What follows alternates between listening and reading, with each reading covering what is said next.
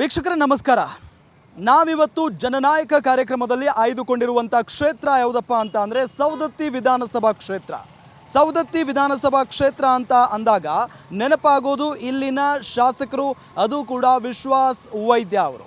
ಆ ನಿಟ್ಟಿನಲ್ಲಿ ವಿಶ್ವಾಸ್ ವೈದ್ಯ ಅವರು ಜನನಾಯಕರಾಗಿ ಗುರುತಿಸಿಕೊಳ್ಳುವಂಥ ಕೆಲಸವನ್ನು ಏನು ಮಾಡಿದ್ದಾರೆ, ಈ ಹಿಂದೆ ಎಲೆಕ್ಷನ್ ಸಂದರ್ಭದಲ್ಲಿ ಕೊಟ್ಟಂಥ ಮಾತನ್ನು ನುಡಿದಂತೆ ನಡೆದಿದ್ದಾರಾ, ಉಳಿಸಿಕೊಂಡಿದ್ದಾರಾ ಇಲ್ವಾ, ಅಭಿವೃದ್ಧಿ ಎಷ್ಟರ ಮಟ್ಟಿಗೆ ಮಾಡಿದ್ದಾರೆ ಕ್ಷೇತ್ರದಲ್ಲಿ, ಎಲ್ಲದರ ಬಗ್ಗೆ ಇಲ್ಲಿನ ಜನರ ಜೊತೆಗೇನೆ ಮಾತುಕತೆ ನಡೆಸೋಣ. ಸವದತ್ತಿ ವಿಧಾನಸಭಾ ಕ್ಷೇತ್ರದ ಶಾಸಕರ ಬಗ್ಗೆ ಏನು ಹೇಳ್ತೀರಿ? ನಮ್ಮ ಸವದತ್ತಿ ತಾಲೂಕಿಗೆ ಸಿಕ್ಕಿದಂಥ ಒಂದು ರತ್ನ. ಇಂಥ ಶಾಸಕರನ್ನ ನಮ್ಮ ಸವದತ್ತಿ ಎಲ್ಲ ವಿಧಾನಸಭಾ ಮತಕ್ಷೇತ್ರದಲ್ಲಿ ನಾವು ನೋಡಿಲ್ಲ. ಸವದತ್ತಿ ವಿಧಾನಸಭಾ ಕ್ಷೇತ್ರದಲ್ಲಿ ನಾವಿದ್ದೀವಿ. ಸೊ ಇಲ್ಲಿನ ಮತದಾರ ಪ್ರಭುಗಳನ್ನು ಕೇಳೋಣ. ಇಲ್ಲಿನ ಶಾಸಕರ ಕಾರ್ಯವೈಖರಿ ಯಾವ ರೀತಿ ಆಗಿರಿದೆ, ಅಭಿವೃದ್ಧಿ ಅಂದರೆ ಹೇಳಿದಂತೆ ನಡ್ಕೊಳ್ತಾ ಇದ್ದಾರಾ ಇಲ್ವಾ ಅಂತ ಹೇಳಿ ಮಾತನಾಡಿಸ್ತಾ ಹೋಗೋಣ. ಸರ್ ನಮಸ್ಕಾರ. ಈಗ ನೀವೆಲ್ಲ ನಮ್ಮ ಮಾಜಿ ಯೋಧರು, ಶಾಸಕರ ಬಳಿ ಬಂದಿದ್ದೀರಿ ಅನ್ನೋದು ಗೊತ್ತಾಗ್ತಾ ಇತ್ತು. ಯಾಕೆ ಬಂದಿದ್ರಿ? ಎಲ್ಲರಿಗೂ ನಮಸ್ಕಾರ. ನಾವು ಮಾಜಿ ಸೈನಿಕರ ಸಂಘ ಯಲ್ಲಮ್ಮ ಸವದತ್ತಿಯ ಎಕ್ಸ್ ಆರ್ಮಿಗಳು. ಶಾಸಕರ ಬಗ್ಗೆ ಹೇಳಬೇಕಂದ್ರೆ ಅವರು ಒಳ್ಳೆಯ ರೀತಿಯಿಂದ ಆಡಳಿತ ನಡೆಸ್ಕೊಂಡು ಹೊಂಟಿದ್ದಾರೆ, ಅಭಿವೃದ್ಧಿ ಚೆನ್ನಾಗಿ ನಡೆಸ್ತಾ ಇದ್ದಾರೆ. ಮುಖ್ಯವಾಗಿ ನಾವು ಒಂದು ಕರ್ನಾಟಕದಲ್ಲಿ ಒಂದು ಯಲ್ಲಮ್ಮ ದೇವಸ್ಥಾನ ಇಲ್ಲ, ಅದರ ಅಭಿವೃದ್ಧಿಗಾಗಿ ಸಾಕಷ್ಟು ಕೆಲಸಗಳನ್ನ ಮಾಡಿದ್ದಾರೆ, ಅದು ಒಂದು ಖುಷಿ. ಮತ್ತು ಇನ್ನೊಂದು ನಾವು ಸಾರ್ವಜನಿಕವಾಗಿ ಹೇಳಬೇಕಂತಂದರೆ ಸರ್ಕಾರಿ ರೋಡ್ ಆಯಿತು, ಅಗಲೀಕರಣ ಆಯಿತು, ಜನರಿಗೆ ಸ್ವಲ್ಪ ಕಷ್ಟ ಆದರೂ ಸಹ ಸಹಿಸ್ಕೊಂಡು ಅವರು ಅಭಿವೃದ್ಧಿ ಕಾರ್ಯಕ್ರಮ, ರೋಡ್ ಅಗಲೀಕರಣಗಳು ಒಂದು ಕಾರ್ಯಕ್ರಮ ಅಂದ್ಕೊಂಡು ನಡೆಸ್ತಾರಲ್ಲ, ಭಾಳ ಖುಷಿ. ಅವರು ನಮ್ಮ ಶಾಸಕರಾದಂಥ ವಿಶ್ವಾಸವಿದ್ದರು, ಒಳ್ಳೆಯ ಕೆಲಸ ನಡೆಸಿದ್ದಾರೆ. ಅವರು ಇನ್ನೂ ಅಂತ ಒಳ್ಳೆಯ ಕೆಲಸನ ಮಾಡಲಿ ಅಂತ ನಾವು ಯಲ್ಲಮ್ಮ ದೇವಿ ಪ್ರಾರ್ಥಿಸಿಕೊಳ್ತೀವಿ. ಶಾಸಕರು ಭಾರಿ ಒಳ್ಳೆಯ ವ್ಯಕ್ತಿಯವರು. ಮೊದಲಾದ್ರು ನೋಡಿದ್ದೀವಿ ನಾವು, ಇವರಂಥ ಶಾಸಕ ಯಾರು ಸಿಕ್ಕಿದ್ದಿಲ್ಲ. ಮೋಸ್ಟ್ ಈ ಮಾಜಿ ಸೈನಿಕರಿಗೆ ಭಾರಿ ಹೆಲ್ಪ್ ಮಾಡ್ತಾರೆ ಇವರು. ಇದು ಭಾಳ ಖುಷಿ. ಮತ್ತು ಈಗ ಯಲ್ಲಮ್ಮ ಗುಡ್ಡ ಎಷ್ಟು ಇಂಪ್ರೂವ್ಮೆಂಟ್ ಆಗಾಗ್ತದೆ, ಇನ್ನೂ ಆಗ್ತದೆ. ಇದೇ ರೀತಿ ಮಾಡಲಿ ಅಂತೇಳಿ ನಾನು ಹಾರೈಸಿ ಅವ್ರಿಗೆ ಆಶೀರ್ವಾದ ಮಾಡ್ತೀನಿ. Thank you sir. Thank you sir. ಏನು ಹೇಳ್ತೀರಿ ಶಾಸಕರ ಬಗ್ಗೆ, ಶಾಸಕರ ಕಾರ್ಯವೈಖರಿಯ ಬಗ್ಗೆ? ಶಾಸಕರ ಬಗ್ಗೆ ಹೇಳ್ಬೇಕಂತಂದ್ರೆ ಸರ, ನಾವೆಲ್ಲ ಮಾಜಿ ಸೈನಿಕರು ಸವದತ್ತಿ, ನಮ್ಗೆ ಎಷ್ಟೋ ಸಹಕಾರಗಳನ್ನು ಮಾಡಿದ್ದಾರೆ.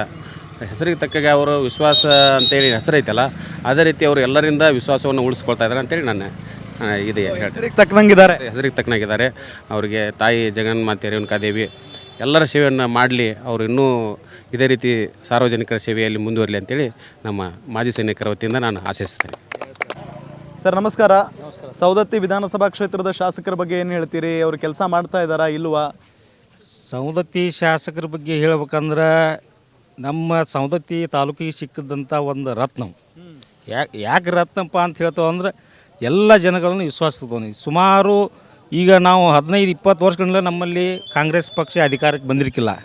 ಆದರೆ ಇಲ್ಲಿ ನಮ್ಮ ಶಾಸಕರಾಗಿ ಬಂದು ಕುಡ್ದ ನಮ್ಮ ಸುಮಾರು ನಮ್ಮ ಕ್ಷೇತ್ರಗಳಿಗೆ ಯಾವುದೇ ಜಾತಿ ಭೇದವಿಲ್ಲದೆ ಎಲ್ಲ ಕ್ಷೇತ್ರಗಳನ್ನು ಎಲ್ಲ ಜಾತಿಗಳನ್ನು ಒಳಗೊಂಡಂಥ ಎಲ್ಲ ಏಕೈಕ ವ್ಯಕ್ತಿ ಯಾರು ನಮ್ಮ ಸವದತ್ತಿ ತಾಲೂಕಿನಲ್ಲಿದ್ದರೆ ಅದು ವಿಶ್ವಾಸನ ವೈದ್ಯ ಅವರು ಅಂತ ಹೇಳಿ ನಾವು ಹೆಮ್ಮೆಯಿಂದ ಹೇಳ್ತದೆ. ಏನು ಕೊಟ್ಟಿದ್ದಾರೆ? ಸುಮಾರು ಈಗ ರೋಡ್ಗಳು ಸುಮಾರು 20-25 ವರ್ಷದಿಂದ ಅದೇ ರೋಡ್ಗಳಿದ್ದು, ಆ ರೋಡ್ಗಳು ಇವಾಗ ಇವ್ರು ಬಂದು ಕೂಡ ಆ ರೋಡ್ಗಳೆಲ್ಲ ಆಗ್ತಾ ಇದ್ದಾವೆ. ಒಳ್ಳೆ ಶಾಲೆಗಳ ಶೈಕ್ಷಣಿಕವಾಗಿ ಶಾಲೆಗಳ ಅಭಿವೃದ್ಧಿ ಆಗೋದಾಗಲಿ, ಒಳ್ಳೆ ಜನರ ಸವಲತ್ತು ಮೇನ್ ಬೇಕಾಗಿದ್ದೇನೋ ಸಹಕಾರ ಕೆಲಸಗಳು ಜನಗಳಿಗೆ ಮುಟ್ಟಬೇಕಾಗಿದ್ದಂಥ ಅಂಥ ಕೆಲಸಗಳನ್ನು ನಿಷ್ಠ ಪ್ರಾಮಾಣಿಕವಾಗಿ ಶಾಸಕರು ಮಾಡ್ತಾ ಬಂದಿದ್ದಾರೆ. ಇನ್ನು ಹೇಳ್ಬೇಕಂದ್ರೆ ನಮ್ಮ ಸವದತ್ತಿ ಯಲ್ಲಮ್ಮ ಕ್ಷೇತ್ರ ಯಲ್ಲಮ್ಮ ದೇವಸ್ಥಾನದ ಒಂದು ಪ್ರಾಧಿಕಾರವನ್ನು ಮಾಡಿ ಅದಕ್ಕೆ ಅತಿ ಹೆಚ್ಚಿನ ಸೌಲಭ್ಯಗಳು ಜನಗಳಿಗೆ ಮತ್ತು ಬಂದ ಭಕ್ತಾದಿಗಳಿಗೆ ಸಹಕಾರವನ್ನು ಯಾವ ರೀತಿ ಅನುಕೂಲ ಆಗುತ್ತೆ ಅನ್ನೋ ಉದ್ದೇಶಕ್ಕಾಗಿ ಧರ್ಮಸ್ಥಳ, ತಿರುಪತಿ ಎಲ್ಲ ನೋಡ್ತೀವಿ. ಈಗ ಅವ್ರು ಕನಸಿರೋದೇ ಇದನ್ನೊಂದು ತಿರುಪತಿ ಅಥವಾ ಒಂದು ಧರ್ಮಸ್ಥಳ ಮಾದರಿಯಲ್ಲಿ ನಮ್ಮ ಯಲ್ಲಮ್ಮ ಕ್ಷೇತ್ರವನ್ನು ಮಾಡ್ಬೇಕಂತೇಳಿ ಭಾಳ ಆಶೆಯನ್ನು ಪಟ್ಟಿದ್ದಾರೆ. ಅಭಿವೃದ್ಧಿ ಅಂತೂ ಆಗ್ತಾ ಇದೆ. ಅಭಿವೃದ್ಧಿ 100% ಅವರು ಶತಪ್ರಯತ್ನವಾಗಿ ಮಾಡ್ತಾರೆ. ಯಾಕಂದ್ರೆ ಇನ್ನೊಂದು ಯಾವುದೇ ಒಂದು ಡಿಪಾರ್ಟ್ಮೆಂಟಲ್ಲಿ ಹೋಗ್ರಿ ನೀವು, ವಿಶ್ವಾಸವನ್ನು ವೈದ್ಯ ಅವರು ಲೆಟ್ರ್ ಪ್ಯಾಡ್ ಇರುತ್ತದೆ. ಇವೊಂದು PMGS ಆಫೀಸ್ ಇರ್ಬೋದು, ಇರಿಗೇಷನ್ ಆಫೀಸ್ ಇರ್ಬೋದು.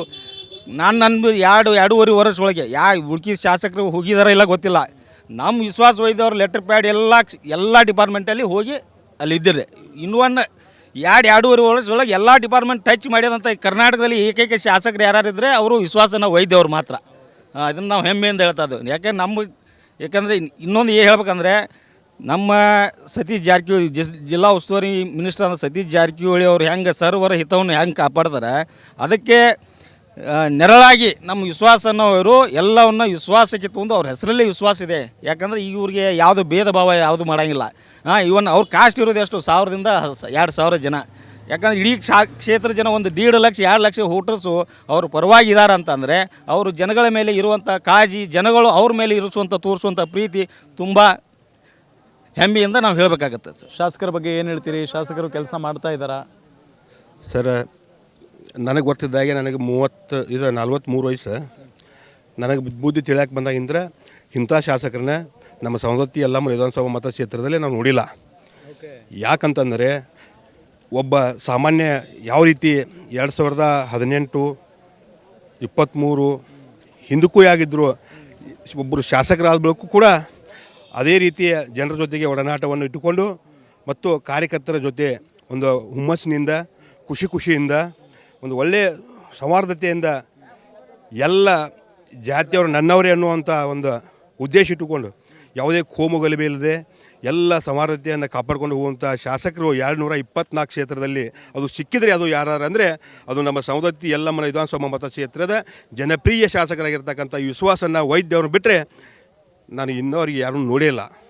ಯಾಕಂತಂದರೆ ನಾವು ಕಂಡಂಥ ಕನಸುಗಳು ಏನು ನಮ್ಮ ಕನಸುಗಳಿದ್ದು ಇವತ್ತು ಕೆರೆ ತುಂಬು ಯೋಜನೆ ಇರ್ಬೋದು, ಸಮುದಾಯ ಭವನಗಳು ಇರ್ಬೋದು, ರೋಡ್ ಅಭಿವೃದ್ಧಿಗಳು ಇರ್ಬೋದು, ಇವತ್ತು ಎಲ್ಲ ಒಟ್ಟಾರೆ ಗ್ರಾಮೀಣ ಪ್ರದೇಶಗಳಲ್ಲಿ ರೈತರ ಹಿತಕ್ಕಾಗಿ ಹೊಲಗಳಿಗೆ ಹೋಗುವ ರಸ್ತೆಗಳಿರ್ಬೋದು, ಎಲ್ಲವನ್ನು 2-2.5 ವರ್ಷಗಳಲ್ಲಿ ಸಂಪೂರ್ಣವಾಗಿ 75% ಕೆಲಸಗಳನ್ನು ಮಾಡಿರ್ತಕ್ಕಂಥ ಹೆಗ್ಗಳಿಕೆ ಅದು ಯಾರಿಗಾರಿದ್ದರೆ ಅದು ವಿಶ್ವಾಸ ವೈದ್ಯರಿಗೆ ಸಲ್ಲಬೇಕಾಗ್ತದೆ ಅಂತ ಹೇಳಲಿಕ್ಕೆ ಭಾಳ ಹೆಮ್ಮೆ ಅನ್ನಿಸ್ತದೆ. ಇನ್ನೊಂದು ಖುಷಿ ವಿಚಾರ ಏನಂದರೆ ಈಗೀಗ ತಾನೇ ನೂತನವಾಗಿ ಒಂದು ಐರೋದ ಆಯ್ಕೆಯನ್ನು ಸಂಭವ ಆಗಿದೆ. ನಮ್ಮ DCC ಬ್ಯಾಂಕಿನಲ್ಲಿ ಸುಮಾರು ಯರಗಟ್ಟಿ ಭಾಗದಲ್ಲಿ 33-34 PKPS ಸೊಸೈಟಿಗಳಿದಾವೆ. ಅಲ್ಲಿ ರೈತರ ಅಭಿವೃದ್ಧಿಗಾಗಿ ಅಲ್ಲಿ ಒಂದು DCC ಬ್ಯಾಂಕ್ನಲ್ಲಿ ಹೆಚ್ಚಿನ 0% ಬಡ್ಡಿಯ ಹಣವನ್ನು ತೊಗೊಂಡು ಬಂದು ಒಂದು ಯರಗಟ್ಟಿಯ ರೈತರ ಅಭಿವೃದ್ಧಿಗಾಗಿ ಶ್ರಮಿಸ್ತಾರೆ ಅನ್ನುವಂಥ ಆಶಾಭಾವನೆ ಕೂಡ ನಾವು ಕಂಡುಕೊಂಡಿದ್ದೇವೆ ಅನ್ನುವಂಥ ಮಾತನ್ನು ಹೇಳಲಿಕ್ಕೆ ನಮಗೆ ಭಾಳ ಹೆಮ್ಮೆ ಅನ್ನಿಸ್ತದೆ. ಇನ್ನು ಹೆಚ್ಚಿಗೆ ಅವರಿಗೆ ರೇಣುಕಾ ಯಲ್ಲಮ್ಮ ಆಯುಷ್ಯ ಆರೋಗ್ಯ ಭಾಗ್ಯ ಕೊಟ್ಟು ಕಾಪಾಡಲಿ ಮತ್ತು ಬರುವಂಥ 2028ರಲ್ಲಿ ಕೂಡ ಮತ್ತೊಮ್ಮೆ ಶಾಸಕರಾಗಿ ಒಬ್ಬರು ಸಚಿವರಾಗಿ ಕಾಣಬೇಕು ಅನ್ನುವ ಆಸೆ ನಮ್ಮ ಯಲ್ಲಮ್ಮನ ಮತಕ್ಷೇತ್ರದ ಸಾಮಾನ್ಯ ಕಾರ್ಯಕರ್ತರಾಗಿದೆ ಅನ್ನುವಂಥ ಮಾತನ್ನು ಹೇಳಲಿಕ್ಕೆ ನನಗೆ ಭಾಳ ಹೆಮ್ಮೆ ಅನ್ನಿಸ್ತದೆ. ವೀಕ್ಷಕರೇ, ಸವದತ್ತಿ ಅಂದ ತಕ್ಷಣ ನಮಗೆಲ್ಲ ನೆನಪಿಗೆ ಬರೋದು ಶ್ರೀ ರೇಣುಕಾ ಯಲ್ಲಮ್ಮ ದೇವಿ ದೇವಸ್ಥಾನ. ಸೊ ಅದೇ ಸುಕ್ಷೇತ್ರದಲ್ಲಿ ನಾನಿದ್ದೀನಿ. ಆ ಸುಕ್ಷೇತ್ರದ ಜನ ಏನು ಹೇಳ್ತಾರೆ ಶಾಸಕರ ಬಗ್ಗೆ, ಈ ಒಂದು ಸುಕ್ಷೇತ್ರಕ್ಕೆ ಯಲ್ಲಮ್ಮ ದೇವಸ್ಥಾನಕ್ಕೆ ಏನು ಕೊಡುಗೆ ಕೊಟ್ಟಿದ್ದಾರೆ ಶಾಸಕರು, ಇದೆಲ್ಲದರ ಬಗ್ಗೆಯೂ ಕೂಡ ಮಾತನಾಡಿಸ್ತಾ ಹೋಗೋಣ, ಜನರನ್ನು ಕೇಳೋಣ ಬನ್ನಿ. ಸರ್ ನಮಸ್ತೆ. ಈಗ ನಿಮ್ಮ ಶಾಸಕರು ಯಾವ ರೀತಿಯ ಕೆಲಸ ಮಾಡ್ತಿದ್ದಾರೆ? ನಮ್ಮ ಶಾಸಕರನ್ನ ಪಡೆದಿದ್ದು ನಾವೇ ಪುಣ್ಯವಂತರು, ಧನ್ಯವಂತರು. ಸಮಗ್ರ ಯರಗಟ್ಟಿ ಹಾಗೂ ಸವದತ್ತಿಯ ಕ್ಷೇತ್ರ ಸರ್ವಾಂಗೀಣ ಅಭಿವೃದ್ಧಿಯನ್ನು ಮಾಡಬೇಕಂತ ಪಣ ತೊಟ್ಟಂಥ ಏಕೈಕ ನಾಯಕರು. ಎಲ್ಲ ಶಾಸಕರನ್ನ ನಾವು ಕುಲಂಕುಷವಾಗಿ ಸೋಷಿಯಲ್ ಮೀಡಿಯಾದಾಗ ಗಮನಿಸಿದಾಗ ಇಷ್ಟೊಂದು ಜನಪ್ರಿಯತೆ, ಇಷ್ಟೊಂದು ಜನರ ಒಡನಾಟ, ಇಷ್ಟೊಂದು ಜನರಿಗೆ ಕೈ ಗಟ್ಕುವಂಥ ಶಾಸಕರಿದ್ರಂದ್ರೆ ವಿಶ್ವಾಸನ ವೈದ್ಯವರು. ನಾವು ಅವರು ಕೂಡ ಜನಪರ ಜನರಿಗೆ ಏನೇ ಸಮಸ್ಯೆ ತಕ್ಷಣ ಪರಿಹಾರ ನೀಡ್ತಕ್ಕಂಥ ಏಕೈಕ ಶಾಸಕರು. ಮನೆಗೆ 6 ಗಂಟೆಗೆ ಹೋಗಿ ಹೋದ್ರೂ ಶಾಸಕರ ಎಲ್ಲರೂ ಇವತ್ತು ನಮ್ಮ ತಾಲೂಕಿನ ಜನ ಬರೋಕ್ಕಿಂತ ಅವರ ಜನರ ಸಮಸ್ಯೆಗಳನ್ನ ಆಲಿಸ್ತಕ್ಕಂಥ ತಕ್ಷಣ ಪರಿಹಾರ ಕೊಡ್ತಕ್ಕಂಥ ನಮ್ಮ ಶಾಸಕರನ್ನ ನಾವು ಪಡೆದೀವಿ ಅಂದ್ರೆ ನಾವಂಥ ತಾಲೂಕಿನ ಜನರು ಅವರಂಥ ಪುಣ್ಯವಂತರ. ಈಗ ಕೆಲಸ ಮಾಡಿದ್ದಾರೆ ಎಲ್ಲ ರೀತಿ ಯಲ್ಲಮ್ಮ ಕ್ಷೇತ್ರಕ್ಕೆ ವಿಶೇಷ ಅನುದಾನ ತಂದರು. ಇವತ್ತು ಯರಗಟ್ಟಿ ತಾಲೂಕಿಗೆ ಅಂತಕ್ಕಂಥ ಕುಡಿಯುವ ನೀರಿನ ಮತ್ತು ಅಲ್ಲಿ ಜಾಕೋಲ್ಗಳನ್ನ ನಿರ್ಮಾಣ ಮಾಡೋದು, ಒಳ್ಳೆಯ ರಸ್ತೆಗಳನ್ನ ಸತ್ತಿಗೆರೆ ಏತ ನೀರಾವರಿ ಯೋಜನೆ ಆಗಲಿ, ಇವತ್ತು ನಮ್ಮ ಪುರಸಭೆದಿದ್ದ ನಗರಸಭೆ ಎಲ್ಲ ರೀತಿ ಇವತ್ತು ಒಳ್ಳೆಯ ರೀತಿ ಜನರಿಗೆ ಸಮಸ್ಯೆಗಳನ್ನ ಸ್ಪಂದಿಸಿ ತಕ್ಷಣದಲ್ಲಿ ಪರಿಹಾರ ಕೊಡ್ತಕ್ಕಂಥ ನಮ್ಮ ಶಾಸಕರ ಅವರು ಒಳ್ಳೆಯ ರೀತಿ ಕೆಲಸ ಮಾಡ್ಯಾರ ಅಂತ ಹೇಳಕ್ಕೆ ಬಯಸ್ತೀನಿ ರೀ. ಮಾನ್ಯ ಸವದತ್ತಿ ಯಲ್ಲಮ್ಮ ಶಾಸಕರಾಗಿರ್ತಕ್ಕಂಥ ಸನ್ಮಾನ್ಯ ವಿಶ್ವಾಸನ ವೈದ್ಯವರು 200 ಈ ಕರ್ನಾಟಕ ರಾಜ್ಯದ 224 ಶಾಸಕರ ಪೈಕಿ ಏನು ಹೇಳಬೇಕಂತಂದ್ರೆ ಅವರಂಥ ಶಾಸಕರು 224 ಶಾಸಕರಲ್ಲಿ ಸಿಗುವಂಥ ಭಾಳ ಕಷ್ಟಕರವಾಗಿರ್ತಕ್ಕಂಥ ಈ ವಿಷಯ. ಯಾಕಂತಂದ್ರೆ ಜನರ ಮುಂಜಾನೆ 6 ಗಂಟೆವಾಗ ಅವರ ತಮ್ಮ ಕಾರ್ಯಚಟುವಟಿಕೆಗಳನ್ನು ಮಾಡಿ ಜನರಿಗೆ ಅವ್ರಿಗೆ ಮನೆಗೆ ಹೋದಂಥ ಸಂದರ್ಭದಲ್ಲಿ ಅವರು ಎಲ್ಲ ಕೆಲಸಗಳನ್ನು ಕಾರ್ಯಗಳನ್ನು ಮಾಡಿಕೊಡುವಂಥ ಕೆಲಸವನ್ನು ಯಾರು ಮಾಡ್ತಾ ಇದ್ರೆ ಯಲ್ಲಮ್ಮ ವಿಧಾನಸಭಾ ಕ್ಷೇತ್ರದ ಶಾಸಕರಾಗಿರ್ತಕ್ಕಂಥ ವಿಶ್ವಾಸನ ವೈದ್ಯರು ಅಂತಕ್ಕಂಥ ಮಾತನ್ನು ಹೇಳಲಿಕ್ಕೆ ಬಯಸ್ತೇನೆ. ಇವತ್ತು 15-20 ವರ್ಷಗಳಂತಲೇ ಇವತ್ತು ಹಳ್ಳಿಗಳಲ್ಲಿ ಸಿ ರಸ್ತೆ ಇದ್ದಿರ್ಕಿಲ್ಲ, ಗಟಾರಿಗಳು ಇದ್ದಿರ್ಕಿಲ್ಲ. ಅವರು 2-3 ವರ್ಷದೊಳಗೆ ಇವತ್ತು ಪ್ರತಿಯೊಂದು ಹಳ್ಳಿ ಒಳಗೆ ಇವತ್ತು 150-60 ಕೋಟಿ ಗಂಟ್ಲೆ ಪ್ರತಿಯೊಂದು ಹಳ್ಳಿಗಳಿಗೆ ಅವರು ಅನುದಾನವನ್ನು ಕೊಟ್ಟಿದ್ದಾರೆ. ಅವರಂಥ ಶಾಸಕರನ್ನು ನಾವು ಏನು ಪಡೆದಿದ್ದೇವೆ. ನಾವು ಈ ಭಾಗದ ತಾಲೂಕಿನ ಜನರ ಧನ್ಯವಂತರು ಅಂತಕ್ಕಂಥ ಮಾತನ್ನು ಈ ಸಂದರ್ಭದಲ್ಲಿ ಹೇಳಿಕೆ ಬಯಸ್ತೇನೆ. ನಮ್ಮ ಶಾಸಕರ ಬಗ್ಗೆ ಹೇಳ್ಬೇಕಂದ್ರೆ ಅವರ ಕೆಲಸ ಕಾರ್ಯಗಳನ್ನು ನೋಡಿದ್ರೆ ಅಂಥ ಶಾಸಕರು ನಾವು ಸವದತ್ತಿ ತಾಲೂಕಿನ ಜನ ಎಂದೂ ಕಂಡಿಲ್ಲ, ಮುಂದೆ ಕಾಣೋದೂ ಇಲ್ಲ ಅಂಥೇಳಿ ಸವದತ್ತಿ ತಾಲೂಕಿನ ಜನ ಎಲ್ಲ ಮಾತಾಡ್ತಾರೆ. ಶಾಸಕರಾಗೋಕ್ಕಿಂತ ಮೊದಲು ಏನು ಶಾಸಕರು ನಮ್ಮ ಜನಕ್ಕೆ ಮಾತು ಕೊಟ್ಟಿದ್ರು ಆಲ್ಮೋಸ್ಟ್ ಎಲ್ಲ ಕೆಲಸಗಳನ್ನು ಮಾಡ್ತಾಯಿದ್ದಾರೆ. ಉದಾಹರಣೆ ಸವದತ್ತಿ ಯಲ್ಲಮ್ಮ ದೇವಸ್ಥಾನದನ್ನು ಒಂದು 100 ವರ್ಷ ಆದರೂ ಯಾರೂ ಪ್ರಾಧಿಕಾರ ಮಾಡಿರ್ಕಿಲ್ಲ. ಶಾಸಕರು ಅದನ್ನು ತಮ್ಮ ಮನಸ್ಸಿನ ಮೇಲೆ ತೊಗೊಂಡು ಉಸ್ತುವಾರಿ ಸಚಿವರ ನೇತೃತ್ವದಲ್ಲಿ ಮತ್ತು ನಮ್ಮ ಮಾನ್ಯ ಮುಖ್ಯಮಂತ್ರಿಗಳಾದ ಸಿದ್ದರಾಮಯ್ಯ ಅವರ ನೇತೃತ್ವದಲ್ಲಿ ಪ್ರವಾಸೋದ್ಯಮ ಮಾಡಿದರು. ಆಮೇಲೆ ಪ್ರಾಧಿಕಾರ ಮಾಡಿದರು. ಆಮೇಲೆ ಸವದತ್ತಿ ಪುರಸಭೆಯನ್ನು ನಗರಸಭೆಯನ್ನಾಗಿ ಮಾಡಿದರು. 100 ವರ್ಷದಿಂದ ಒಟ್ಟು ನಗರಸಭೆ ಆಗಿರ್ಕಿಲ್ಲ, ನಗರಸಭೆ ಮಾಡಿದರು. ಮತ್ತು ಯಲ್ಲಮ್ಮನ ದೇವಸ್ಥಾನಕ್ಕೆ ಈ ಸದ್ಯಕ್ಕೆ 251 ಕೋಟಿ ರೂಪಾಯಿ ಅನುದಾನ ತೊಗೊಂಬಂದರು. ನನಗನ್ಸಿದ ಮಟ್ಟಿಗೆ ಈ ಫೀಲ್ಡ್ ಮುಗಿಯೊಳಗೆ ಶಾಸಕರು ಸವದತ್ತಿ ಯಲ್ಲಮ್ಮನ ಕ್ಷೇತ್ರಕ್ಕೆ ಒಂದು 1000 ಕೋಟಿ ರೂಪಾಯಿ ತೊಗೊಂಬರ್ತಾರೆ ಅಂತೇಳಿ ನಮಗೆ ನಂಬಿಕೆ ಇದೆ. ಅದರಲ್ಲಿ 2 ಮಾತಿಲ್ಲ. ಮತ್ತು ಭಾಳ ಡೆವಲಪ್ಮೆಂಟ್ ಮಾಡ್ತಾ ಇದ್ದಾರೆ. ಮತ್ತು ಇಂಥ ಶಾಸಕರನ್ನ ಕಂಡ್ರೆ ನಾವು ಭಾಳ ಧನ್ಯರಂತೆ ಹೇಳಕ್ಕೆ ಇಷ್ಟಪಡ್ತೀನಿ. ನಮಸ್ಕಾರ ವೀಕ್ಷಕರೇ, ಜನನಾಯಕ ವಿಶೇಷ ಕಾರ್ಯಕ್ರಮಕ್ಕೆ ಸ್ವಾಗತ. ನಾನು ರಾಮ್ ಬಡ್ಗೇರ್. ನಿಮಗೆಲ್ಲ ಗೊತ್ತೇ ಇದೆ, ಜನನಾಯಕ ಕಾರ್ಯಕ್ರಮದ ಮುಖೇನ ನಾವು ಆಯಾ ಕ್ಷೇತ್ರಗಳಿಗೆ ಹೋಗ್ತಾ ಇದ್ದೀವಿ. ಆಯಾ ಕ್ಷೇತ್ರಗಳ ಎಲ್ಲ ಜನನಾಯಕರನ್ನ ಮಾತನಾಡಿಸುವಂತ ಪ್ರಯತ್ನವನ್ನ ಮಾಡ್ತಾ ಇದ್ದೀವಿ. ಈ ಕಾರ್ಯಕ್ರಮದ ಪ್ರಮುಖ ಉದ್ದೇಶ ಅಂತ ಅಂದ್ರೆ ಜನನಾಯಕರು ಅಂತ ಅಂದ್ರೆ ಆಯಾ ಕ್ಷೇತ್ರದ ಮತದಾರ ಪ್ರಭುಗಳಿಂದ ಆಯ್ಕೆಯಾದಂತ ಶಾಸಕರು ಅವರನ್ನ ಮಾತನಾಡಿಸುವಂತ ಪ್ರಯತ್ನ, ಜೊತೆಗೆ ಆ ಕ್ಷೇತ್ರಕ್ಕೆ ಆ ಕ್ಷೇತ್ರದ ಮತದಾರ ಪ್ರಭುಗಳಿಗೆ ಆಯ್ಕೆಯಾಗಿ ಬಂದಾಗಿನಿಂದ ಆ MLAಗಳು ಏನೆಲ್ಲ ಕೆಲಸ ಮಾಡಿದ್ದಾರೆ, ಯಾವೆಲ್ಲ ರೀತಿಯಾಗಿ ಅಭಿವೃದ್ಧಿ ಕಾರ್ಯಗಳನ್ನ ಮಾಡಿದ್ದಾರೆ, ಜೊತೆಗೆ ಅವರ ಮುಂದಿನ ಗುರಿ ಏನು ಅನ್ನೋದರ ಬಗ್ಗೆಯೂ ಕೂಡ ನಾವು ಮಾತನಾಡಿಸುವಂತ ಪ್ರಯತ್ನವನ್ನ ಮಾಡ್ತಾ ಇದ್ದೀವಿ. ಇವತ್ತಿನ ನಮ್ಮ ಜನನಾಯಕ ಕಾರ್ಯಕ್ರಮದ ಅತಿಥಿ ಬೇರೆ ಯಾರೂ ಅಲ್ಲ, ಸವದತ್ತಿ ವಿಧಾನಸಭಾ ಕ್ಷೇತ್ರದ ಶಾಸಕರು ವಿಶ್ವಾಸ್ ವೈದ್ಯ ಅವರು ನನ್ನ ಜೊತೆಗಿದ್ದಾರೆ. ಅವರನ್ನ ನಾನು ಮೊದಲಿಗೆ ವೆಲ್ಕಮ್ ಮಾಡ್ಕೊಳ್ತೀನಿ. ಸರ್ ನಮಸ್ಕಾರ, ಕಾರ್ಯಕ್ರಮಕ್ಕೆ ಸ್ವಾಗತ ನಿಮಗೆ. ಸರ್ ನೀವೇನಾದರೂ ಡಾಕ್ಟ್ರಾ, ವೈದ್ಯ ಅಂತ ಬೇರೆ ಇದೆ? ಇಲ್ಲ ನಮ್ಮ ಕುಟುಂಬದಲ್ಲೇ ಇನ್ನೂರು ಯಾರು ಡಾಕ್ಟರ್ ಆಗಿಲ್ಲ. ಈಗ ಫಸ್ಟ್ ಜನ್ರೇಷನ್ ನಮ್ಮ ಅಣ್ಣನ ಮಗಳು ಒಬ್ಬರು MBBS ಕಲಿತಾ ಇದ್ದಾರೆ. ಇನ್ಮೇಲೆ ಯಾರಾದರೂ ಆದರೆ ಈಗ ಅವರೇ ಆಗೋದು ಫಸ್ಟ್. ಇನ್ನೂವರೆಗೂ ಯಾರು ಡಾಕ್ಟರ್ ಆಗಿಲ್ಲ. ಅದು ಮೊದಲಿಂದ ಬಂದಿದೆ. ಸೊ ಅದೇ ವೈದ್ಯ ಅಂತ.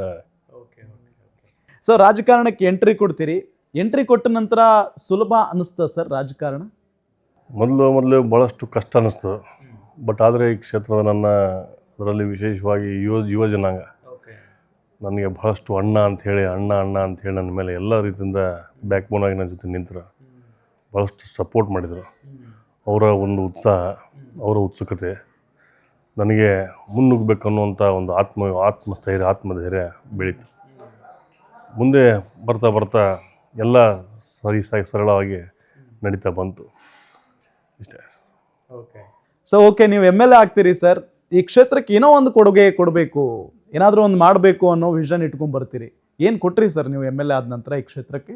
ಚುನಾವಣೆಗಿಂತ ಪೂರ್ವದಲ್ಲಿ ನನ್ನ ಒಂದು ಪ್ರಣಾಳಿಕೆಯಲ್ಲಿ ಮೊಟ್ಟ ಮೊದಲಿಗೆ ಐತಿಹಾಸಿಕ ದೇವಸ್ಥಾನವಾಗಿರುವಂಥ ಇಡೀ ರಾಜ್ಯದಲ್ಲೇ ಅತ್ಯಂತ ಪವಿತ್ರವಾಗಿರುವಂಥ ದೇವಸ್ಥಾನ ಸವದತ್ತಿ ಯಲ್ಲಮ್ಮ ದೇವಸ್ಥಾನ. ಈ ದೇವಸ್ಥಾನಕ್ಕೆ ಪ್ರತಿ ವರ್ಷ ಸುಮಾರು 150 ಕೋಟಿ ಜನ, 1,50,00,000 ಜನಕ್ಕಿಂತ ಹೆಚ್ಚು ಜನ ಬಂದು ಇದು ತಾಯಿ ದರ್ಶನ ಪಡಿತಾರೆ. ಅದನ್ನು ಗಮನದಲ್ಲಿ ಇಟ್ಕೊಂಡು ಸವದತ್ತಿ ಯಲ್ಲಮ್ಮ ದೇವಸ್ಥಾನವನ್ನು ಪ್ರಾಧಿಕಾರವನ್ನು ಮಾಡಬೇಕಂತೇಳಿ ಅಭಿವೃದ್ಧಿ ಪ್ರಾಧಿಕಾರವನ್ನು ಮಾಡಬೇಕಂತ ಪ್ರಣಾಳಿಕೆ ಇಟ್ಟಿದ್ದೆ. ಅದನ್ನು ನಾವು ಮಾಡೋದರಲ್ಲಿ ಯಶಸ್ವಿಯಾಗಿದ್ದೀವಿ. ಜೊತೆಗೆ ಆ ಒಂದು ದೇವಸ್ಥಾನಕ್ಕೆ ಈಗ ಶಾಸಕೀಯ ಅನುದಾನದಲ್ಲಿ ಸುಮಾರು 100 ಕೋಟಿ ರೂಪಾಯಿ, ಪ್ರಸಾದ್ 2 ಯೋಜನೆಯಲ್ಲಿ 20 ಕೋಟಿ ರೂಪಾಯಿ, ಪ್ರವಾಸೋದ್ಯಮ ಇಲಾಖೆಯಿಂದ 30 ಕೋಟಿ ರೂಪಾಯಿ, PWDಯಿಂದ ಒಂದು 30 ಕೋಟಿ, ಮುಜರಾಯಿ ಇಲಾಖೆಯಿಂದ ಒಂದು 40-45 ಕೋಟಿ, ಸುಮಾರು 215 ಕೋಟಿ ರೂಪಾಯಿ ಅನುದಾನವನ್ನು ಈಗಾಗಲೇ DPR ರೆಡಿಯಾಗಿ, ಮಾಸ್ಟರ್ ಪ್ಲ್ಯಾನ್ ಕೂಡ ರೆಡಿಯಾಗಿ ಸಿದ್ಧತೆ ಆಗಿದೆ. ಕೇವಲ ಒಂದು 8-10 ದಿನದಲ್ಲಿ ಟೆಂಡರ್ ಕೂಡ ಕರೀತಾ ಇದ್ದಾರೆ. ಏನು ಸರ್ ಆಗುತ್ತೆ, ಏನು ಅಭಿವೃದ್ಧಿ ಆಗುತ್ತೆ ಯಲ್ಲಮ್ಮ ಕ್ಷೇತ್ರ? ಕ್ಯೂ ಕಾಂಪ್ಲೆಕ್ಸ್ ಆಗುತ್ತೆ, ಅಡ್ಮಿನಿಸ್ಟ್ರೇಷನ್ ಬ್ಲಾಕ್ ಆಗುತ್ತೆ, ಪ್ರತಿದಿನ ದಾಸೋಹಕ್ಕಾಗಿ ದೊಡ್ಡ ದಾಸೋಹ ಭವನ ಆಗುತ್ತೆ, ಹಾಕರ್ಸ್ ಜೋನ್, ಅಂಗಡಿಗೆ ಮಳಿಗೆಗಳು ಬರ್ತವೆ, ಲ್ಯಾಂಡ್ಸ್ಕೇಪಿಂಗ್, ಹಾರ್ಡ್ಸ್ಕೇಪಿಂಗ್ ಎಲ್ಲ ರೀತಿಯಿಂದ ಒಳ್ಳೆಯ ಕೆಲಸ, ಎಲ್ಲ ಆ್ಯಕ್ಷನ್ ಪ್ಲಾನ್ ಕೂಡ ಚೆನ್ನಾಗಿದೆ. ಈ ಒಂದು 2 ವರ್ಷದಲ್ಲಿ ಅದರ ಚಿತ್ರಣ ಬದಲು ಮಾಡುವಂಥ ಪ್ರಯತ್ನವನ್ನು ನಾವು ಮಾಡ್ತಾಯಿದ್ವಿ, ಮಾಡೋದ್ರಲ್ಲಿ ಯಶಸ್ಸು ಕೂಡ ಆಗ್ತಾಯಿದ್ದೀವಿ ಅನ್ನೋಂಥ ಮಾತನ್ನು ಹೇಳೋಕ್ಕೆ ಇಷ್ಟಪಡ್ತೇನೆ. ಸರ್, ನಾನು ಕೂಡ ಚಿಕ್ಕ ವಯಸ್ಸಿನಿಂದಲೂ ಆ ಕ್ಷೇತ್ರವನ್ನು ನೋಡ್ತಾ ಇದ್ದೀನಿ. ಯಲ್ಲಮ್ಮ ತಾಯಿಗೆ ನಾನು ಯಾವಾಗಲೂ ಹೋಗ್ತಾ ಇರ್ತೀನಿ ಸರ್. ಅಲ್ಲಿನ ಸಮಸ್ಯೆಗಳು ಅಂತ ಅಂದರೆ, ಒಂದು ಕುಡಿಯೋ ನೀರಿನ ಸಮಸ್ಯೆ, ವಸತಿ ಸಮಸ್ಯೆ, ಮತ್ತು ಭಾಳ ಪ್ರಮುಖವಾಗಿ ಒಂದು ಸರಿಯಾದಂಥ ಟಾಯ್ಲೆಟ್ ವ್ಯವಸ್ಥೆನೂ ಕೂಡ ಅಲ್ಲಿ ಇರಲಿಲ್ಲ. ಆದರೆ ಇತ್ತೀಚಿನ ದಿನಗಳಲ್ಲಿ ನೀವು ಬಂದ ಮೇಲೆ ಅದಕ್ಕೆ ಸಂಬಂಧಪಟ್ಟಂತೆ ಅದಕ್ಕೆ ಪೂರಕವಾಗಿ ಏನು ಕ್ರಮ ಕೈಗೊಂಡ್ರಿ ಅಂತ? ಕುಡಿಯೋ ನೀರಿನ ಸಮಸ್ಯೆ 2013ಕ್ಕಿಂತ ಪೂರ್ವದಲ್ಲಿತ್ತು. ಆ ಕಾಲದಲ್ಲಿ ಕೂಡ ಕಾಂಗ್ರೆಸ್ ಸರ್ಕಾರ ಇದ್ದಾಗ ನಮ್ಮ ಅವಾಗಿನ ಒಂದು ಗ್ರಾಮೀಣಾಭಿವೃದ್ಧಿ ಸಚಿವರಾಗಿದ್ದಂಥ ನಮ್ಮ ಎಚ್ ಕೆ ಪಾಟೀಲ್ ಸಾಹೇಬರು ದೇವಸ್ಥಾನಕ್ಕೆ 137 ಕೋಟಿ ರೂಪಾಯಿ ಅನುದಾನವನ್ನು ಕೊಟ್ಟಿದ್ದರು. ಆವಾಗ ಪ್ರತಿ ಯಲ್ಲಮ್ಮ ದೇವಸ್ಥಾನದ ಅಷ್ಟೆಲ್ಲ ಸುತ್ತಮುತ್ತಲು ಕೂಡ ಯಾವುದೇ ರೀತಿಯಿಂದ ಕುಡಿಯೋ ನೀರಿನ ಸಮಸ್ಯೆ ಪರಿಹಾರ ಮಾಡಿದಂಥವ್ರು. ಸೊ ಹೀಗಾಗಿ ಅದೇ ಮತ್ತೆ ಅವರೇ ಪ್ರವಾಸೋದ್ಯಮ ಸಚಿವರಾಗಿರೋದ್ರಿಂದ ಅದಕ್ಕೆ ಮತ್ತಷ್ಟು ಅನುದಾನವನ್ನು ತಂದುಕೊಡುವಂಥ ವ್ಯವಸ್ಥೆ ಮಾನ್ಯ ಎಚ್ ಕೆ ಪಾಟೀಲ್ ಸಾಹೇಬರು ಮತ್ತು ರಾಮಲಿಂಗಾರೆಡ್ಡಿ ಸಾಹೇಬರು ಮಾಡ್ತಾಯಿದ್ದಾರೆ. ಅವರು ಕೂಡ ಅಪಾರ ಒಂದು ದೇವಸ್ಥಾನದ ಮೇಲೆ ಒಂದು ಕಳಕಳಿ. ಅವ್ರಿಗೂ ಕೂಡ ಈ ಸಂದರ್ಭದಲ್ಲಿ ನಾನು ನನ್ನ ಕ್ಷೇತ್ರದ ಜನತೆಯ ಪರವಾಗಿ ಅವರಿಗೆ ನಾನು ಧನ್ಯವಾದಗಳನ್ನು ಕೂಡ ಹೇಳೋಕ್ಕೆ ಇಷ್ಟಪಡ್ತೇನೆ. ಇನ್ನೊಂದು ಪ್ರಣಾಳಿಕೆಯಲ್ಲಿ ಸವದತ್ತಿ ಯಲ್ಲಮ್ಮ ಪುರಸಭೆಯನ್ನು ನಗರಸಭೆಯನ್ನಾಗಿ ಮಾಡ್ಬೇಕನ್ನುವಂಥದ್ದು ಪ್ರಣಾಳಿಕೆಯಲ್ಲಿ ನಂದಿತ್ತು. 150 ವರ್ಷದ ಹಿಂದೆ ಪುರಸಭೆ ಇದ್ದಂಥದ್ದನ್ನು ಈಗ ಮಾನ್ಯ ಮುಖ್ಯಮಂತ್ರಿಗಳ ಒಂದು ನೇತೃತ್ವದಲ್ಲಿ ನಡೆದಂಥ ಸಚಿವ ಸಂಪುಟದಲ್ಲಿ ಅದು ನಗರಸಭೆಯಾಗಿ ಉನ್ನತೀಕರಿಸಿ ಈ ಭಾಗದ ಜನರಿಗೆ ಅನುಕೂಲ ಮಾಡಿಕೊಟ್ಟಿದ್ದಾರೆ. ಅವ್ರಿಗೂ ಕೂಡ ಈ ಸಂದರ್ಭದಲ್ಲಿ ನಾನು ಧನ್ಯವಾದಗಳು ಹೇಳಕ್ಕೆ ಇಷ್ಟಪಡ್ತೀನಿ. ಓಕೆ, ಈಗ ಅಭಿವೃದ್ಧಿ ವಿಚಾರವನ್ನು ನಾವು ಮಾತಾಡ್ತಾ ಇದ್ವಿ ಸರ್. ನೀವು ಹೇಳಿದ್ರಿ ಯಲ್ಲಮ್ಮ ಕ್ಷೇತ್ರದ ಅಭಿವೃದ್ಧಿ ಮಾಡೋದಕ್ಕೆ ನಾನು ಈಗಾಗಲೇ 215 ಕೋಟಿ ತೆಗೆದುಕೊಂಡು ಬಂದಿದ್ದೀನಿ ಅಂತ ಹೇಳಿ. ಸೊ ಕ್ಷೇತ್ರ ಅಂತ ಬಂದಾಗ ಕೇವಲ ದೇವಸ್ಥಾನ ಮಾತ್ರ ಅಲ್ಲ, ಹಲವಾರು ಹಳ್ಳಿಗಳು ಬರ್ತವೆ. ಹಳ್ಳಿಗಳ ಅಭಿವೃದ್ಧಿಗೋಸ್ಕರ ಏನು ಮಾಡಿದ್ದೀರಿ? ಲೋಕೋಪಯೋಗಿ ಇಲಾಖೆ ಅಡಿಯಿಂದ ಸುಮಾರು 150 ಕೋಟಿ ರೂಪಾಯಿಗಿಂತ ಹೆಚ್ಚು ನಾವು ರಸ್ತೆಗಳನ್ನ ಅಭಿವೃದ್ಧಿಯನ್ನು ಮಾಡ್ತಾಯಿದ್ದೀವಿ. ಮತ್ತು ಒಂದು ಸತ್ತಿಗಿರಿ ಏತ ನೀರಾವರಿ ಭಾಳಷ್ಟು ವರ್ಷಗಳ ಹಿಂದೆ ನೆಲೆಗುದ್ದೆ ಬಿದ್ದಂಥ ಆ ಭಾಗದ ರೈತರಿಗೆ ಭಾಳಷ್ಟು ನೀರಿನ ಅವಶ್ಯಕತೆ ಇದ್ದಂಥ ಸಂದರ್ಭದಲ್ಲಿ 546 ಕೋಟಿ ರೂಪಾಯಿಯಲ್ಲಿ ಒಂದು ಸತ್ತಿಗಿರಿ ಏತ ನೀರಾವರಿಯನ್ನು ಮಾನ್ಯ ಮುಖ್ಯಮಂತ್ರಿಗಳು, ಉಪಮುಖ್ಯಮಂತ್ರಿಗಳು ಕೊಡಮಾಡಿದ್ದಾರೆ. ಜೊತೆಗೆ ಸುಮಾರು 40-50 ವರ್ಷದ ಹಿಂದೆ ಅಳವಡಿಸಿರುವಂಥ ರಿವರ್ಸ್ ಸೈಫೋನ್ ಆಗಿರ್ಬೋದು, ಅಥವಾ ಲಿಫ್ಟ್ ಇರಿಗೇಷನ್ ಪಂಪಿಂಗ್ ಮೆಷಿನರಿಗಳೆಲ್ಲ ಪೂರ ಹಾಳಾಗಿ ಯಾವುದೇ ವರ್ಕ್ ಮಾಡ್ತಾ ಇರಲಿಲ್ಲ. ನೀರಿದ್ರೂ ಕೂಡ, ನದಿಯಲ್ಲಿ ನೀರಿದ್ರೂ ಕೂಡ ರೈತರಿಗೆ ನೀರು ಸಿಗ್ತಾ ಇರಲಿಲ್ಲ. ಅದನ್ನು ಗಮನದಲ್ಲಿಟ್ಕೊಂಡು ಒಂದು 19 ಕೋಟಿ ರೂಪಾಯಿ ವೆಚ್ಚದಲ್ಲಿ ಅಕ್ವಾಡಕ್ಟ್, ಒಂದು 20 ಕೋಟಿ ರೂಪಾಯಿದಲ್ಲಿ ಒಂದು ರೇಣುಕಾ ಲಿಫ್ಟ್ ಇರಿಗೇಷನ್ದ ಹೊಸ ಪಂಪ್ಸೆಟ್ ನವೀಕರಣ, ಇನ್ನೊಂದು 25 ಕೋಟಿ ರೂಪಾಯಿ ವೆಚ್ಚದಲ್ಲಿ ಯರಗಟ್ಟಿಯಲ್ಲಿ ಏತ ನೀರಾವರಿ ಒಂದು ಪಂಪ್ಸೆಟ್ ನವೀಕರಣವನ್ನು ಕೂಡ ಮಂಜೂರಾತಿ ಮಾಡಿದ್ದೇವೆ. ಆದಷ್ಟು ಬೇಗನೆ ಆ ಭಾಗದಲ್ಲಿರ್ತಕ್ಕಂಥ ರೈತರಿಗೆ ತೇಲಂಡವ್ರಿಗೂ ನೀರು ಕೊಡುವಂಥ ವ್ಯವಸ್ಥೆಯನ್ನು ನಾನು ಪ್ರಾಮಾಣಿಕವಾಗಿ ಮಾಡ್ತಾಯಿದ್ದೀನಿ. ಸರ್, ನಮ್ಮ ಭಾಗದಲ್ಲಿ ಒಂದು ಅಂತ ಅಂದರೆ ಈ ಯುವಕ ಯುವತಿಯರು ಶಿಕ್ಷಣ ಅಂತ ಬಂದಾಗ ಒಂದು ಸವದತ್ತಿಯವರೇ ಆಗಿರ್ಬೋದು, ಧಾರವಾಡ ಹೋಗುವಂಥ ಪರಿಸ್ಥಿತಿ ಇದೆ. ಸೊ ಆ ನಿಟ್ಟಿನಲ್ಲಿ ಶಿಕ್ಷಣಕ್ಕೆ ಸಂಬಂಧಪಟ್ಟಂತೆ ನಿಮ್ಮ ಕೊಡುಗೆ ಏನು? ಮೊದಲೆಲ್ಲ ಸಾಕಷ್ಟು ಜನ ಧಾರವಾಡ ಹುಬ್ಳಿಗೆಲ್ಲ ಹೋಗ್ತಿದ್ರು, ಬೆಳಗಾಮೆಲ್ಲ. ಆದರೆ ಇತ್ತೀಚಿನ ದಿನಮಾನದಲ್ಲಿ ನಮ್ಮ ಸವದತ್ತಿಯಲ್ಲೇ ಒಳ್ಳೆ ಕಾಲೇಜ್ಗಳಾಗಿದೆ. ಗೌರ್ಮೆಂಟ್ ಕಾಲೇಜ್ನಲ್ಲಿ ಕೂಡ ನಾವು ಈಗಾಗಲೇ BBA BC ನಡೆಸ್ತಾಯಿದ್ವಿ, BSc ಕೂಡ ಮಾಡ್ತಾಯಿದ್ವಿ. ಸೈನ್ಸ್ ಇದೆ, ಕಾಮರ್ಸ್ ಇದೆ, ಆರ್ಟ್ಸ್ ಇದೆ. ಸೊ ಹೊರಗಡೆ ಹೋಗುವಂಥ ಅವಶ್ಯಕತೆ ಬರ್ತಾಯಿಲ್ಲ. ಇನ್ನೂ ಕೂಡ ಹೆಚ್ಚಿನ ವ್ಯಾಸಂಗಕ್ಕಾಗಿ ಹೋಗುವವರು ಹೋಗ್ತಾರೆ, ಅದಕ್ಕೆ ನಾವು ತಡೆಯೋಕ್ಕಾಗಲ್ಲ. ಅದನ್ನು ಹೊರತುಪಡಿಸಿ ನಮ್ಮ ಒಂದು ಸ್ವಂತ ವೆಚ್ಚದಲ್ಲಿ ಪ್ರತಿ ವರ್ಷ ಸುಮಾರು 100-200 ಯುವತಿಯರಿಗೆ ಉಚಿತವಾಗಿ ಕಾಂಪಿಟೇಟಿವ್ ಎಕ್ಸಾಮ್ಸ್ ಆಗಿರುವಂಥ KS, IS, PSI, PDO ಈ ಎಲ್ಲ ಎಕ್ಸಾಮ್ಗಳಿಗೆ ಕೋಚಿಂಗ್ ಯೂನಿಕ್ ಡ್ರೀಮ್ಸ್ ಅನ್ನುವಂಥ ಸಂಸ್ಥೆ ಧಾರವಾಡದಲ್ಲಿ ಟೈಅಪ್ ಆಗಿ ಪ್ರತಿ ವರ್ಷ 100-200 ಜನ ಹುಡುಗರಿಗೆ ನಾವು ಉಚಿತವಾಗಿ ಶಿಕ್ಷಣ ಒಂದು ಕಾಂಪಿಟೇಟಿವ್ ಎಕ್ಸಾಮ್ಸ್ಗೆ ಕೊಡಿಸ್ತಾ ಇದ್ವಿ. ಮುಂದೆ ಕೂಡ ಮುಂದುವರ್ಸ್ಕೊಂಡು ಹೋಗ್ತೀವಿ. ಸೊ ಅವರೇ ಬರ್ತಾರೆ ಸರ್, ಅಪ್ರೋಚ್ ಆಗ್ತಾರಾ ಈ ವಿದ್ಯಾರ್ಥಿಗಳು, ಸರ್ ನಾನು ಹಿಂಗೆ ಕಲಿಬೇಕಾಗಿದೆ ಅಂತ ಹೇಳಿ? ಇಲ್ಲ, ನಾವೇ ಅಡ್ವರ್ಟೈಸ್ಮೆಂಟ್ ಕೊಡ್ತೀವಿ ಅವ್ರಿಗೆ. ನಾವು ಒಂದು ದೊಡ್ಡ ಸ್ಕೂಲಲ್ಲಿ ನಾವು ಕೂಡ ಅವ್ರಿಗೆ ಎಂಟ್ರೆನ್ಸ್ ಎಕ್ಸಾಮ್ ತೊಗೋತೀವಿ. ಸುಮಾರು 1000 ಜನ ಪಾರ್ಟಿಸಿಪೇಟ್ ಮಾಡ್ತಾರೆ. ಅದರಲ್ಲಿ ಯಾರು ಹೈಯೆಸ್ಟ್ ಮಾರ್ಕ್ಸ್ ತೊಗೋತಾರೆ ಅವ್ರನ್ನ 100 ಜನ ಆಯ್ಕೆ ಮಾಡಿ ನಾವು ಅವ್ರನ್ನ ಕಳಿಸ್ಕೊಡ್ತೀವಿ. ಸರ್, ಈ ಭಾಗದ ರೈತರಿಗೆ ಈ ಪ್ರವಾಹ ಅಥವಾ ಮಳೆ ಬಂದಂಥ ಸಂದರ್ಭದಲ್ಲಿ ಭಾಳ ಕಷ್ಟ ಆಗ್ಬಿಡುತ್ತೆ ಸರ್. ರೈತರ ಹಿತದೃಷ್ಟಿಯಿಂದ ಏನು ಮಾಡಿದ್ದೀರಿ? ನಮ್ಮ ಕಡೆ ವಿಶೇಷವಾಗಿ ಈ ಮುನ್ನೋಳಿ ಭಾಗದಲ್ಲಿರ್ತಕ್ಕಂಥ ರೈತರಿಗೆ ಪ್ರವಾಹ ಬಂದರೆ ಭಾಳಷ್ಟು ತೊಂದರೆ ಆಗ್ತೈತೆ. ಈ ವರ್ಷ ನಾವು ಅದನ್ನು ಮೊದಲೇ ನಾವು ಪ್ರಿಕಾಷನ್ ಮಾಡಿ ಹೆಚ್ಚಿಗೆ ಯಾವಷ್ಟು ನೀರು ಕ್ಯೂಸೆಕ್ಸ್ ಇನ್ಫ್ಲೋ ಬರ್ತಿರ್ತದೆ ಅದ್ರ ಮೇಲೆ ನಾವು ರಿಲೀಸ್ ಮಾಡ್ತಾ ಹೋದ್ವಿ. ಯಾವುದೇ ರೀತಿಯಿಂದ ಆ ರೀತಿ ಪ್ರವಾಹ ಬರಲಿಲ್ಲ. ಬಟ್ ಜಾಸ್ತಿ ಮಳೆ ಆಗಿ ಈ ಏನು ಮೊದಲೇ ಪೀಕ್ ಆಗಿರುವಂಥ ಹೆಸರು ಕಾಳು, ಉದ್ದು, ಗೋವಿನ ಜೋಳ, ಹತ್ತಿ ಇವೆಲ್ಲ ಸ್ವಲ್ಪ ರೈತರಿಗೆ ಭಾಳಷ್ಟು ಅನ್ಯಾಯ ಆಗಿದೆ. ನಾವು ಕೂಡ ಮಾನ್ಯ ಮುಖ್ಯಮಂತ್ರಿಗಳಿಗೆ ಪ್ರಸ್ತಾವನೆಯನ್ನು ಮಾಡಿದ್ವಿ. ಜಾಯಿಂಟ್ ಸರ್ವೆ ಕೂಡ ಮಾಡಿಸಿದ್ವಿ. ರೆವೆನ್ಯೂ ಮತ್ತು ಕೃಷಿ ಇಲಾಖೆಯಿಂದ ಜಾಯಿಂಟ್ ಸರ್ವೆ ಮಾಡಿಸಿ ಆ ರೈತರಿಗೆ ಪರಿಹಾರ ಕೊಡಿಸುವಂಥ ವ್ಯವಸ್ಥೆಯನ್ನು ನಾವು ಖಂಡಿತವಾಗ್ಲೂ ಮಾಡ್ತೀವಿ. ಸರ್, ಈ ಬಾರಿ ಗೆದ್ದಿದ್ದೀರಿ, MLA ಆಗಿದ್ದೀರಿ. ಮುಂದಿನ ಬಾರಿ ವಿಶ್ವಾಸ್ ವೈದ್ಯ ಅವರನ್ನು ಈ ಕ್ಷೇತ್ರದ ಮತದಾರ ಪ್ರಭುಗಳು ಯಾಕೆ ಆಯ್ಕೆ ಮಾಡಬೇಕು? ನಮ್ಮ ಒಂದು ಕೆಲಸ ಕಾರ್ಯ, ನಾವು ನಡೆದುಕೊಂಡು ಹೋಗುವಂಥ ದಾರಿ, ಜನರ ಜೊತೆ ಸ್ಪಂದನೆ ಮಾಡುವಂಥ ಕೆಲಸದಲ್ಲಿ ಅವರಿಗೆ ಸಮಯ ಕೊಡೋದಾಗಿರ್ಬೋದು, ನಿರಂತರವಾಗಿ ಕ್ಷೇತ್ರದಲ್ಲಿ ಕೆಲಸ ಮಾಡೋದಾಗಿರೋದನ್ನು ನೋಡಿ ಅವರು ನನಗೆ ಆಶೀರ್ವಾದ ಮಾಡ್ತಾರೆ ಅನ್ನೋಂಥ ಆತ್ಮವಿಶ್ವಾಸ ಇದೆ. ಒಂದು ಮಾತು ನಾನು ಹೇಳೋಕ್ಕೆ ಇಷ್ಟಪಡ್ತೇನೆ, ಮೊದಲನೇ ಬಾರಿ ಆಯ್ಕೆ ಆಗೋದು ಭಾಳಷ್ಟು ಸುಲಭ. ಅವ್ರಿಗೆ ಮೊದಲೇದಾಗಿ ಆಯ್ಕೆ ಮಾಡ್ಬೇಕಂದ್ರೆ ಇನ್ನೊಬ್ಬರು ಬೇಡ ಅಂಥೇಳಿ ನಮ್ಗೆ ಆಯ್ಕೆ ಮಾಡಿದ್ದಾರೆ. ಸೆಕೆಂಡ್ ಟೈಮ್ ಅವ್ರು ಆಯ್ಕೆ ಮಾಡ್ಬೇಕಂತಂದರೆ ನಾನು ಬೇಕಂತ ಮಾಡ್ಬೇಕು. ಆ ರೀತಿ ನಾನು ಕೆಲಸ ಮಾಡಿದರೆ ಖಂಡಿತವಾಗ್ಲೂ ಅವ್ರು ನನಗೆ ಆಶೀರ್ವಾದ ಮಾಡ್ತಾರೆ ಅನ್ನೋಂಥ ನಂಬಿಕೆ ನನಗಿದೆ. ಎಸ್ ಸರ್, ಕೊನೆಯದಾಗಿ ಈ ಜನನಾಯಕ ಅಂದರೆ ನಮ್ಮ ಗ್ಯಾರಂಟಿ ನ್ಯೂಸ್ ನಡೆಸಿಕೊಡ್ತಾ ಇರುವಂಥ ಕಾರ್ಯಕ್ರಮ ಜನನಾಯಕ ಕಾರ್ಯಕ್ರಮದ ಮುಖೇನ ನಿಮ್ಮ ಕ್ಷೇತ್ರದ ಜನರಿಗೆ ಏನು ಹೇಳಕ್ಕೆ ಬಯಸ್ತೀರಿ? ನಮ್ಮ ಕ್ಷೇತ್ರದ ಜನ ಭಾಳಷ್ಟು ಮುಗ್ಧ ಜನ, ನಂಬಿಕೆಗೆ ವಾಸಿಯಾಗಿರೋಂಥ ಜನ. ಒಂದು ಸಲ ನಂಬಿದರೆ ಯಾವ ಕಾರಣಕ್ಕೂ ಮಾತು ತಪ್ಪರಲ್ಲ. ನನ್ನದೇ ಉದಾಹರಣೆ, ನಂದು ಯಾವುದೇ ರೀತಿಯಿಂದ ಜಾತಿ ಇಲ್ಲ. ನನ್ನ ಜಾತಿಯ ಜನಾಂಗ 1000ಕ್ಕಿಂತ ಹೆಚ್ಚು ಜನಾಂಗ ಇಲ್ಲ. ಅಂಥದ್ರಲ್ಲಿ ನನಗೆ ದೊಡ್ಡ ಪ್ರಮಾಣದಲ್ಲಿ ನನಗೆ ಆಶೀರ್ವಾದ ಮಾಡ್ತಾರೆ ಅಂದರೆ ಅದು ನನ್ನ ಪೂರ್ವಜನ್ಮದ ಪುಣ್ಯ. ಈ ಒಂದು ಅವರ ಋಣ ನನ್ನ ಹೆಗಲ ಮೇಲೆ ಭಾಳಷ್ಟಿದೆ. ಅವ್ರಿಗೋಸ್ಕರ ಈ ನನ್ನ ಒಂದು ಜೀವ ನನ್ನ ಉಸಿರಿವರೆಗೂ ನಿರಂತರವಾಗಿ ಹಗಲಿರುಳು ಶ್ರಮಿಸ್ತಾ ಕಟಿಬದ್ಧನಾಗಿ ಅವರ ಸೇವೆಯನ್ನು ಪ್ರಾಮಾಣಿಕವಾಗಿ ಅವರ ಸೇವೆಯನ್ನು ನಾನು ಖಂಡಿತವಾಗ್ಲೂ ಮಾಡ್ತೇನೆ ಅಂತ ಹೇಳಕ್ಕೆ ಇಷ್ಟಪಡ್ತೀನಿ. ಈ ಸೇವೆ ಹಿಂಗೆ ಮುಂದುವರಿಯಲಿ ಅನ್ನೋದೇ ನಮ್ಮ ಆಶಯ. ಥ್ಯಾಂಕ್ ಯು ಸೋ ಮಚ್ ಇಷ್ಟೊತ್ತು ನಮ್ಮ ಕಾರ್ಯಕ್ರಮದಲ್ಲಿ ಭಾಗಿಯಾಗಿದ್ದೆ. Thank you so much. Yes ವೀಕ್ಷಕರೇ, ನೋಡಿದ್ರಲ್ಲ, ಇದು ಸವದತ್ತಿ ವಿಧಾನಸಭಾ ಕ್ಷೇತ್ರದ ಶಾಸಕರಾಗಿರುವಂಥ ವಿಶ್ವಾಸ್ ವೈದ್ಯ ಅವರ ಮಾತು. ಇದಾಗಿತ್ತು ಈ ಹೊತ್ತಿನ ವಿಶೇಷ. ನೋಡ್ತಾ ಇರಿ ಗ್ಯಾರಂಟಿ ನ್ಯೂಸ್, ಸುದ್ದಿ ಖಚಿತ, ನ್ಯಾಯ ನಿಶ್ಚಿತ.